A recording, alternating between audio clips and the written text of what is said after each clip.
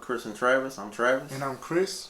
Don't forget to like, comment, subscribe, and share this video. And also don't forget to catch us on Real Talk with Chris and Travis on Instagram. So today, there are some restaurants that I just found out about. I did not know these restaurants exist at all. And I just found out about them today. And so my question is, would you ever eat here? And so we're gonna kick this thing off and start talking about these restaurants.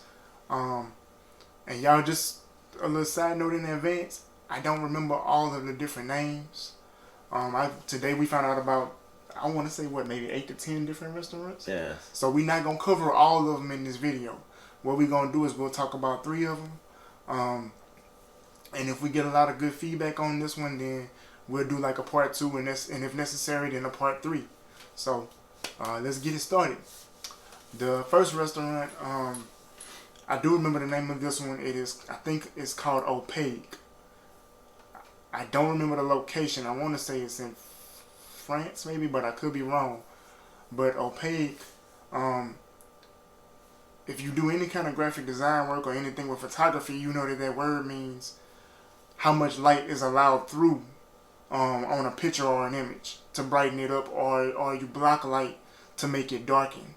And so just off that principle, this restaurant is actually literally like you're in darkness 100% of the time that you're there. I mean, it's pitch black. And so like when you get to the building on the outside, soon as you open the doors up, or they open the doors to let you in, there is 2 people with night vision goggles to actually take you by the hand and lead you into the restaurant. And then the host also has on night vision goggles to bring you to the table where you're supposed to be seated at. Now, again, it is completely pitch black in there. So the waiters come to the table, they have on night vision goggles. It is so black in there that they don't have menus. The way you get your food is whatever the chef prepares that day, that's what everybody in the restaurant eats. That's crazy. Yeah, that's nuts, and I don't mean planters. I mean, that is crazy. That's crazy. What's your take on that? I mean, that sounds like a hazard. I mean, you at the table, okay, you closing, like you got your eyes closed. Mm-hmm. So, I mean, how you know you ain't eating? Like, you don't know what you eat? I don't know what I'm grabbing. I might grab a piece of paper or something, or what if a roach was crawling across the table? You pick that one up. It's in your mouth. It's in your mouth. I gotta see what I'm eating. I mean, like, what if you get up cause you drop something and you try to get up and think you're gonna feel your way around? And I didn't really think about that. I don't think there's no getting up in there. Oh. Like, once you sit down, I don't think you're gonna want to get up. Even if you need to get up, you just like, I'm not gonna get up because I don't know. Like, I'm sure you can hear other people in the restaurant. You know what I'm saying? You're not in there by yourself. Yeah. You can hear other people, but you can't see them. So in my mind, I'm like, but what if a fight break out? I mean, you beating up kids, babies, grandmas, grandpas. I'm not bringing my kids in there. If I go, it's gonna be me and the wife, and I'm scared to bring her in there. What if some dude be in there filling her up? She don't know if it's me or Bobby over there. Oh, that's you, babe. Oh. That's not you, sorry. Right. So I mean, babe, bring it. I mean, y'all calling each other names, like who? And then they also said when I was doing the research on it, right? You're not allowed to bring no phones in there and no kind of lights. That sounds like a hazard to me. That sounds like a setup. You just signed off on the insurance papers. Somebody trying to bump you off. Yeah. Babe, let's go out to eat. I've been wanting to try this place out. 2 go in, 1 comes out. What if you fall on a knife? I guess you just shish kebab then. Because the kitchen has lights. They not preparing the food in the dark. Mm. But when they come out the kitchen, it's pitch black. I'm like, man, you absolutely asking to get done in when you go in there. Yeah, you are. Because I'm rolling over toes on purpose. Cause then they were just rolling over top. Man, bro. I mean, just think about that. I'm sure, like, the people, the hostess and everything who's guiding people to their seats, I'm sure people was bumping into stuff. Probably bumping into other people. Mm-hmm. I mean, how is this restaurant still open? I don't understand. Like, but they say it's an experience because when you lose one sense in your five senses, the other four senses they kick in stronger. Mm-hmm. So if you're physically blind, your sense of hearing and your sense of smell and your sense of taste is like 100 times stronger because you have to use them more. Yeah. And so they said because of that reason, when you eat food at this restaurant, it's like the food is intensified because you focus on it so much more. Mm-hmm. I just don't feel comfortable sitting in the dark. Yeah, I mean, I like to be able to see what I'm eating, man. I don't. Even though you can smell it, I still want to see what I'm picking up. You know. Yeah. Because I would go there, but I don't. I'm kind of still on the wall, on the fence with that one, man. See, for me to eat them, I don't care if it's me by myself. They'll have to pay me. Oh yeah. The government or the restaurant, I have to pay me money to come there, and the money got to be cash in my hand outside the restaurant before I go in. Cause We'll pay you in the restaurant. They got to come with the right bag if they gonna do that. Then it might be a bag full of. That's just it. Paper towels, man. See, that's why you do things outside the restaurant. Cause once you in there, you can't see. You know, and I just thought that was really, really weird. Even though I read reviews and stuff, and people were saying that, you know, it's a great experience. I'm like, how? Because, you know, like I said, when your senses are prohibited, you got to use other senses, and because you can't see, because everything is black, it's like the taste of the food is intensified because you're using your sense of smell and your sense of taste a whole lot more than you normally would. But I just don't think it's worth the risk. Yeah, I mean, the only thing, like I said, the only thing I have fun with is just accidentally just running into stuff, man. He turned the thing into bumper cars. Right. I'm just rolling over toes. You see me rolling. You playing Chameleonaire song the whole way through. Just knocking stuff over on purpose. Oh, I'm sorry. Man. I'm sorry. He talking about, I'm sorry, knowing you did it on purpose. And his excuse, I couldn't see you. Right. I couldn't see you. I'm sorry. And, you know, it's just weird. I wonder how they would do, like, with a person with a disability. You know what I'm saying? Like me having crutches or Travis being in the wheelchair. I wonder what their restaurant would do. Would they turn us away at the door? I would hope not. I mean, I wouldn't really need help getting, well, I mean, I would need you to tell me where I'm going, but I mean, you ain't gotta worry about me tripping. That's all I mean. He come with his own seat. That's all all I mean. I got my own seat, so just lead me to the table. Now me, on the other hand, I'm just screwed all the way around because I can't hold your hand because I need both the crutches to balance me. Y'all just got the night vision goggles on. Ain't no other light. I couldn't bring the phone in. Couldn't have no flashlight. Mm-hmm. I'm just done. I wanted to make people sign waivers at the door, like liability, you know, so they don't get sued. I figure if you want to stay in business, you're gonna have to do that because you absolutely asking to get sued if you don't. Right. Everything is at your own risk. Man, that's wild. Somebody can say they ate something and they got sick. Because they didn't know what they was eating? Right. So, I mean, just anything. They trip. Accidentally cut themselves. That's wild. Just anything, man. You know? Weigh something hot on me. Oh, that's the worst. You was grabbing for something to drink and you drunk the hot stuff by accident? Yeah, I thought it was, you know. I thought it was a Coke and it was a boiling pot of soup or something like that. Right. Just, now you got 3rd-degree burns on your throat. Everywhere.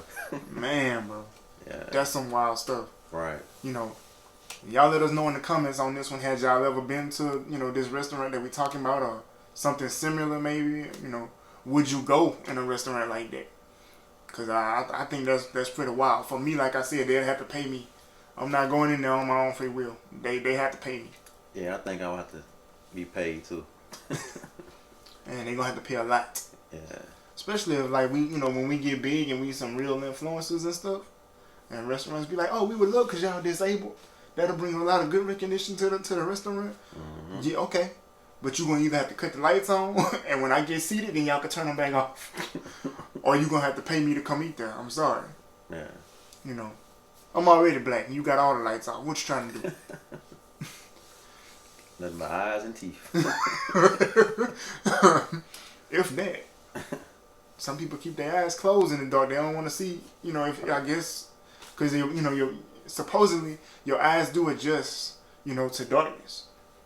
But I don't know if you're going to be able to adjust to that. Oh, and something else in that restaurant. I bet there's probably some wild stuff that might go on since it's in the dark. So I'm pretty sure those waiters and waitresses are, you know, are seeing some wild stuff with those night vision goggles, man. Oh, you know they are. I can only imagine. Yeah. I'm pretty sure. Yeah. Especially like things like a husband and wife come there to celebrate their anniversary or something. You don't have to wait till you get home. That's all I'm gonna say. Pitch black. I mean, pitch black. You get that. You know what I'm saying? It's. Or a young couple. Oh my. Valentine's Day. Valentine's date. They ain't waiting. Happy ending, huh? Man. What's the next? That's some wild stuff. The next restaurant, this one I believe was called Dinner in the Sky, or maybe Diner in the Sky.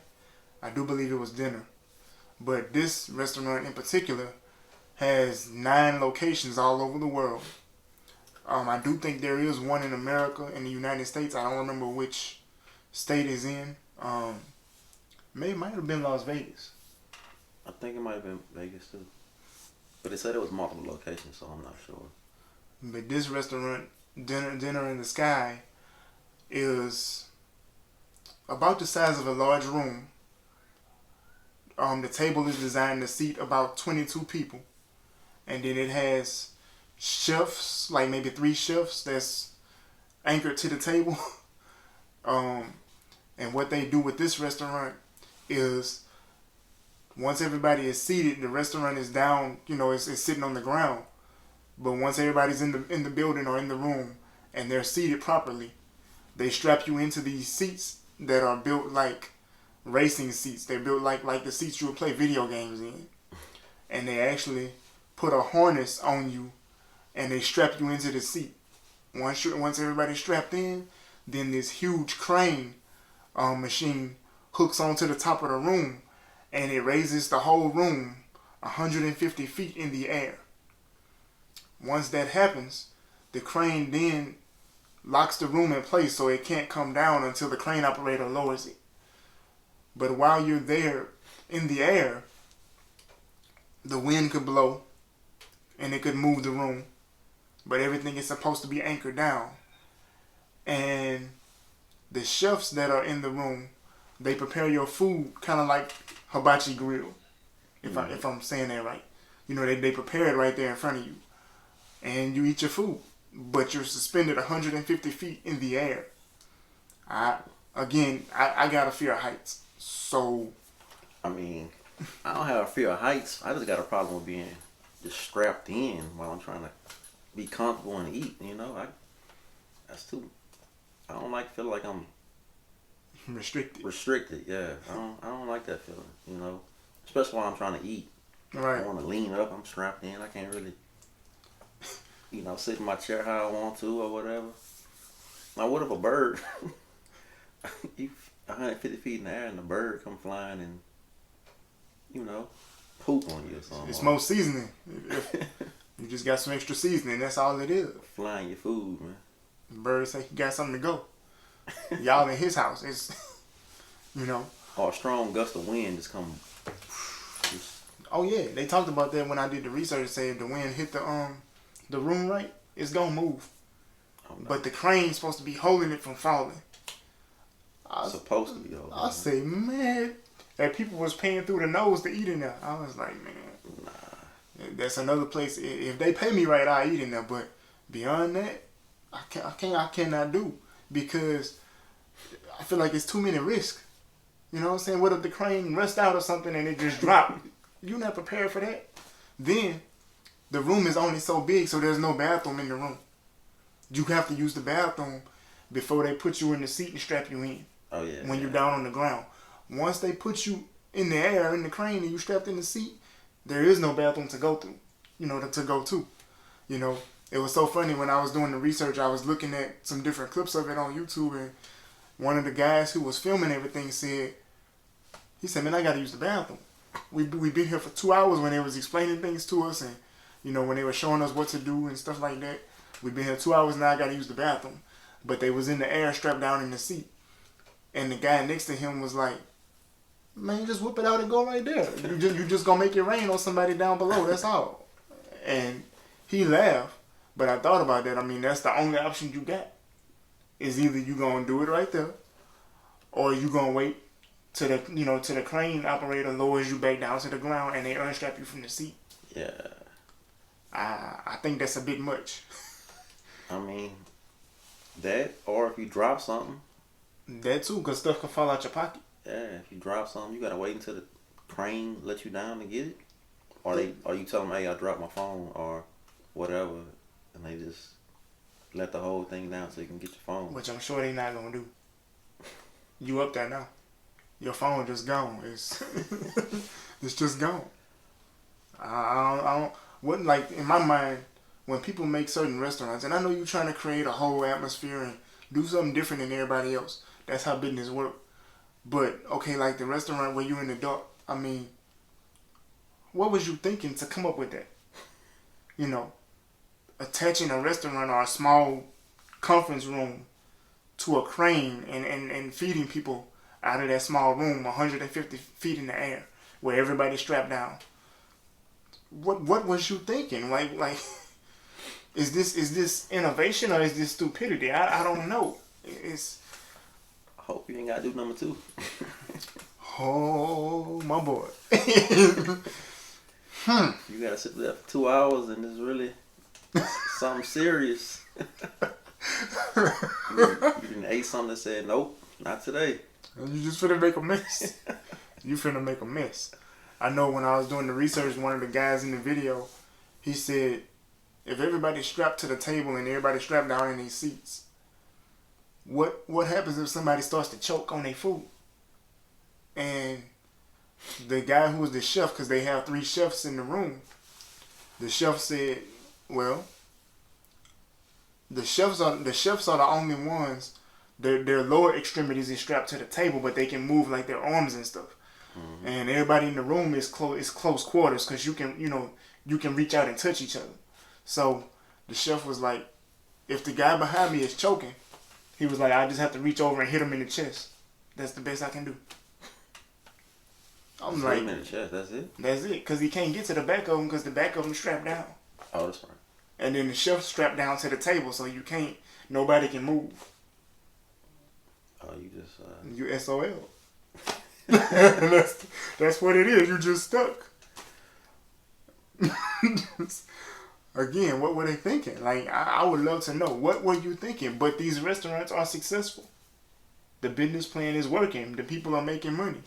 They staying open. Yeah. I'm like, I don't see. I mean, because it's a different experience. I mean, how many restaurants you can be suspended in the air while eating? You know, just that one. Well, no, yeah, just that one. It's something different. So that's why people are paying, top dollar to do it. And the views. I'm pretty sure it's some nice views. Being that high up. I'm just looking at my plate, waiting to get down. You ain't gonna look around? Nope.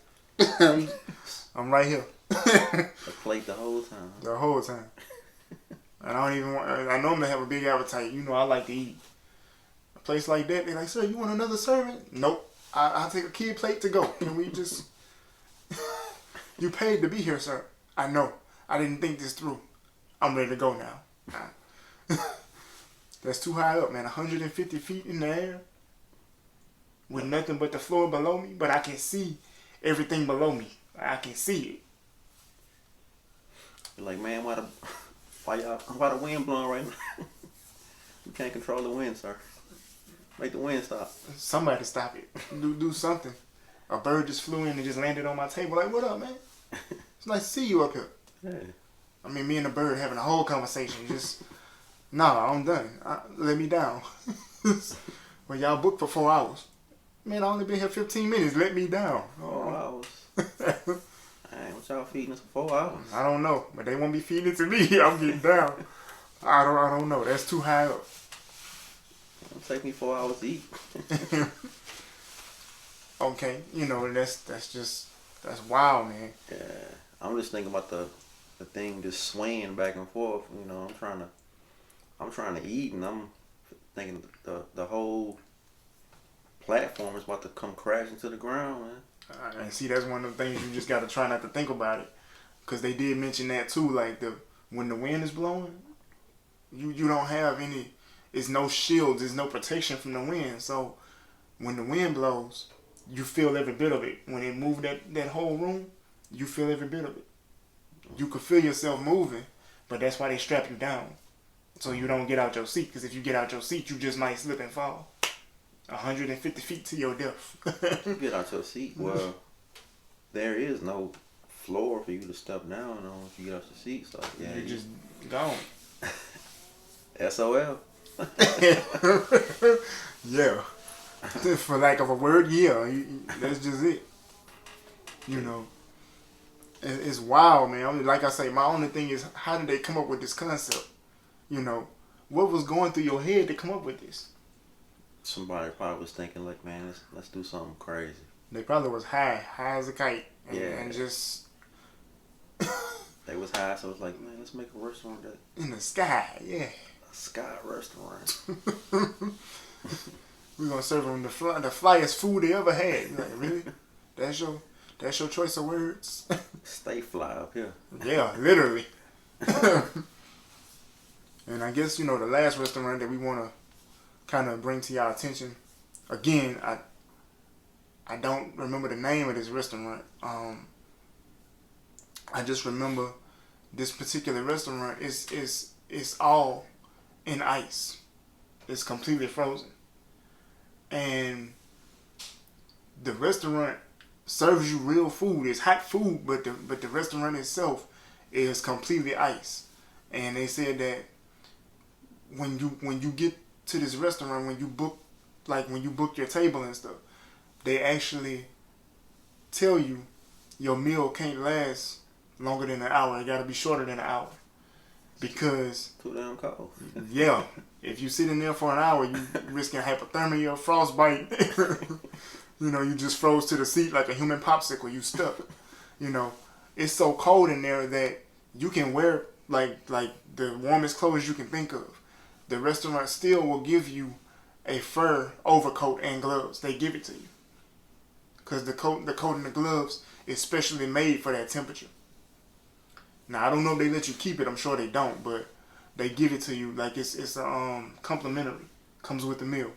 You got to put this on before you go in the room, because it's just that cold. And I'm like, how do they even prepare food if the place is that cold? Right. I mean, ain't nobody sick because the cold killed the germs, I'm sure. Right. But how do they even prepare the food? Because you got to keep things at a certain temperature in order to not melt the ice. And the workers, like, I'm guessing that's probably like a warm break room or something the workers can go into. I would assume it is. Unless they were just rotating shifts every hour. I'm sure they bundled up really good too. I can't see that happening. Because even if they got like a warm break room they can go in, the warmth coming out of that room could disrupt the ice. I mean, so yeah, it's crazy.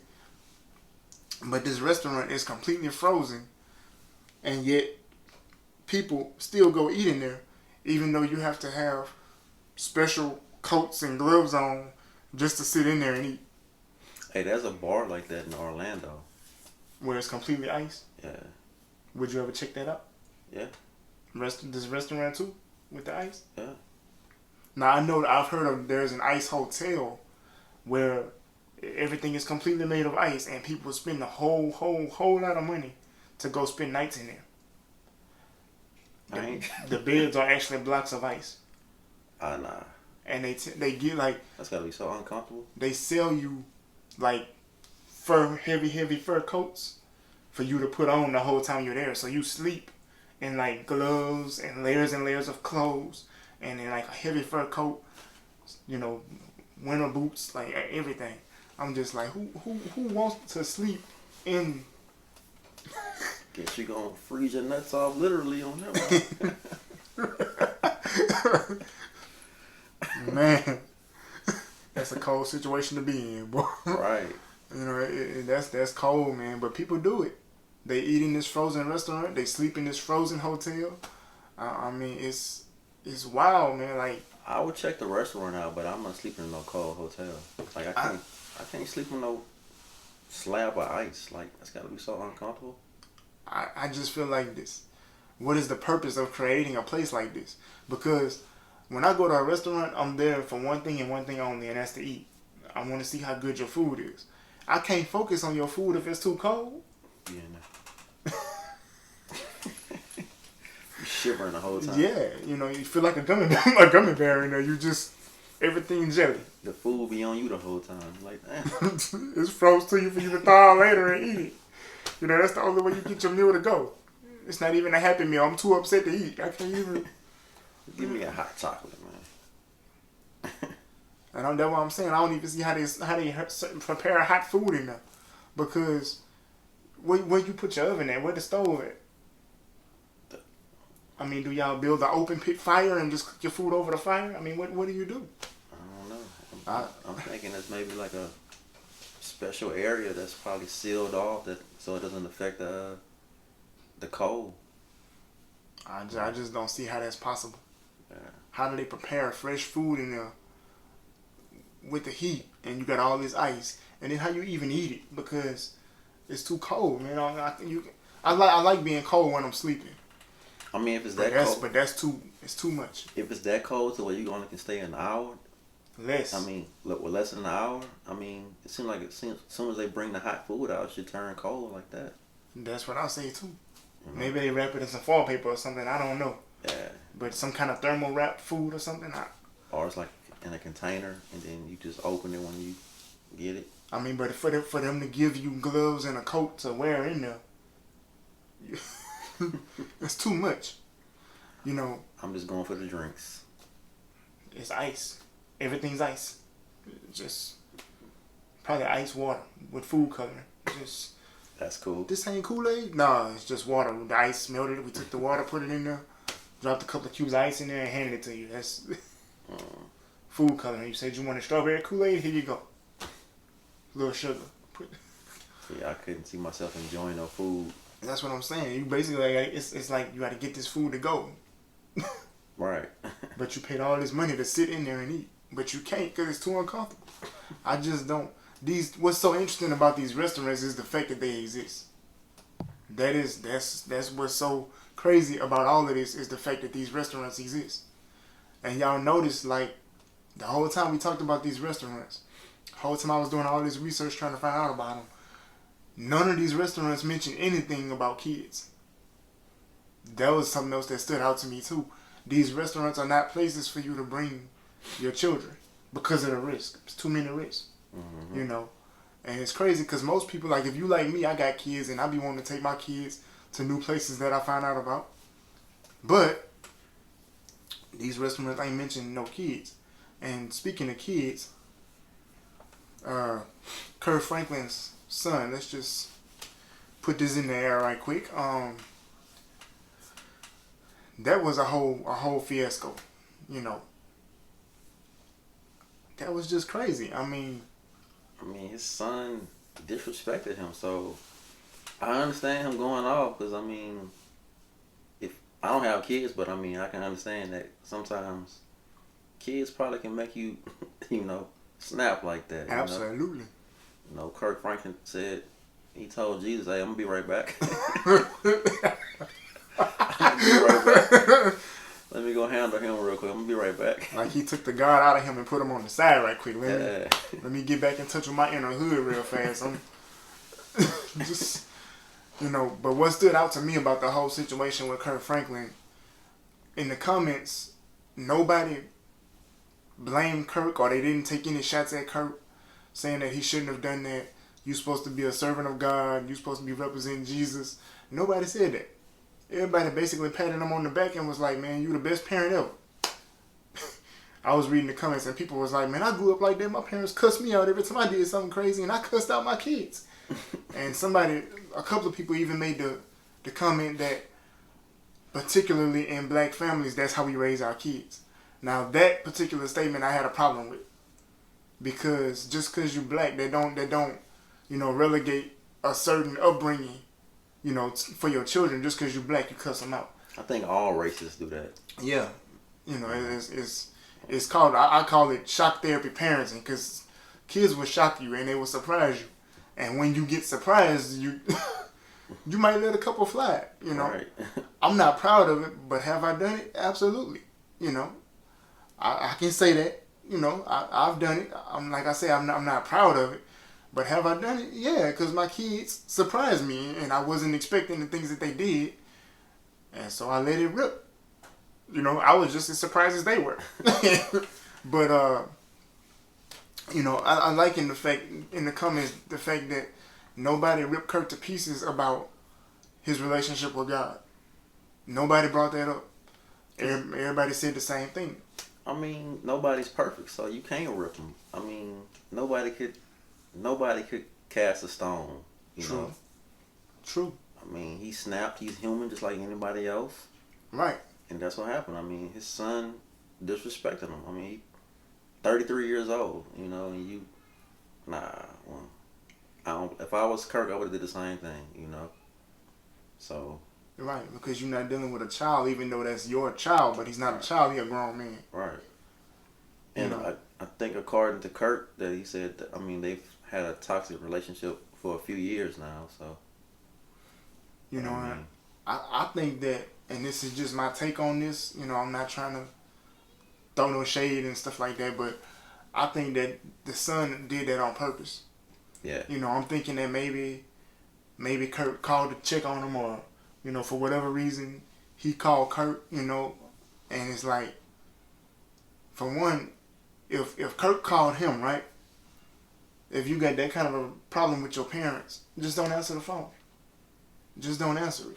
Now, on the other hand, if the son, if Kirk Franklin's son called him, then of course, you're a parent, even though me and my child might not have a good relationship, especially if you're a Christian and you believe in God, that he may change your child. When your child calls, you're going to answer the phone. Mm-hmm. And I believe that, the son called Kurt, and when he called, he stirred up some stuff just to get him riled up, and then he recorded it. I think he probably was calling Kirk to ask for something, and Kirk probably said no, and he didn't get what he wanted, so he started to record it and try to provoke him, and that's what happened, Hey, it's very possible, man, because like I say, man, kids will surprise you, they will shock you, and I know Kurt's son is a grown man, but still in all, even when your kids are grown, they can still shock you and surprise you. You can be like, well, I didn't know you was gonna do this. I didn't know you act like that. I didn't know you say things like that. But people will shock you. You can't put nothing past anybody. Man, I think Kirk should have stomped him until he heard melodies from heaven, and then smiled. That's what he should have did. Ooh. Yeah, y'all see Travis that came with the comedy haymakers right there. I ain't even see it coming. Ding! Round 1 goes to you, sir. That's just, man, that's funny, but it's true. Nothing says I love you like bruises. I mean, what did church say? Stomp? What did Jesus say? Stomp?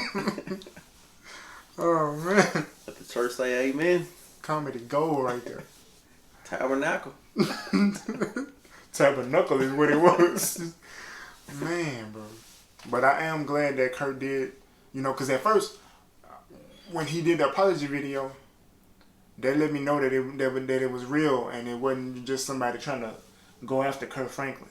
Because at first when I heard about, they say Kurt Franklin was cussing out his son and stuff like that, I thought that people was making it up. I did. And when I listen to the audio file, I'm like, man, that sound like Kurt. I mean, but stuff can be edited and be manipulated, you know. But then when he did the apology video, I was like, well, yeah, he owned up to it. So that means he really did do it. I don't understand why he even apologized. I wouldn't have put out an apology video. Because, I mean, it had nothing to do with the world. It was between him and his son. But I think he did it because he wanted to... He probably was worried about what people from the church was going to say about him. Mm-hmm. But, I mean, it don't matter what they say about you, to be honest with you. Because, I mean, like I said, nobody's perfect. We're all human. So, it had nothing to do with the world. It was between him and his son. So, I wouldn't have apologized to the world. Well, I think people's perception of you sometimes play a part in that. You know what I'm saying? You're not supposed to care how another person sees you. You know what I'm saying? But at the same time, when you think about it from a business standpoint, Kurt Franklin is not just Kurt Franklin. He's a brand in music. You see what I'm saying? Mm-hmm. So he's a brand, but then also, too, you connected with this certain church who is also a brand. And you don't want, you know, to tarnish their name or make your own name look bad. So you own up to what you did and you apologize for being human. But now he don't owe anybody an apology, you know. But I still say he shouldn't have put out a video. I mean, I understand he's a brand. You handle that behind closed doors with the people you're connected with. You're connected with. I mean, I wouldn't put out a video and say, "I'm sorry," you know, yada yada, whatever. I mean, it's nothing to do with the world. So I mean, I don't owe anybody an apology. So I just look at that like he's professional. I mean, if I'm a brand, you know, this might not have anything to do with the world, but because my son recorded this and put it out there, the whole world saw it, and y'all have y'all have one image of me, one way that y'all see me. So for that not to change, let me own up to what I did and just apologize. He don't owe anybody anything, but it's just, you know. I wouldn't have done it. I'm not apologizing to the world. I'm sorry. I don't care if I am a gospel singer and people see me a certain way. I'm just not putting out a video saying I'm sorry. The people I'm connected with and I do business with, like I said, this will be handled behind closed doors. You know, I would tell them what the situation was and go from there. I mean, that's just how I would have handled it. I'm not apologizing to the world, you know. I mean, nobody can throw songs, so true. It doesn't matter what. Nobody's this perfect person, you know. I don't care if you go to church every Sunday or whatever, but you know, it is what it is. You know. Very true. We all human. We all have days where we, you know, somebody come at you a certain way, you gonna snap. That's just what it is. I don't care if you're a Bible toting. So we all are ticking time bombs, is what you're saying. Yeah. Yeah, I heard it here live, man. That's why this is titled Real Talk with Chris and Travis. Every time we get on the camera, nobody is just happy every single day, unless they own that happy. Let's stay on that happy. Yeah. But y'all let us know in the comments, man. If you was, you know, in Kurt Franklin's shoes, would you have publicly apologized like that, or you would have kept that, you know, behind closed doors no matter what, you know? Oh, and let us know if y'all would check those restaurants out too. Right. And, you know, y'all take it easy, and we'll be back with another video. And don't forget to like, comment, subscribe, and share this video. And also don't forget to check us out on Instagram at Real Talk with Chris and Travis. And we out. Stay tuned. Peace.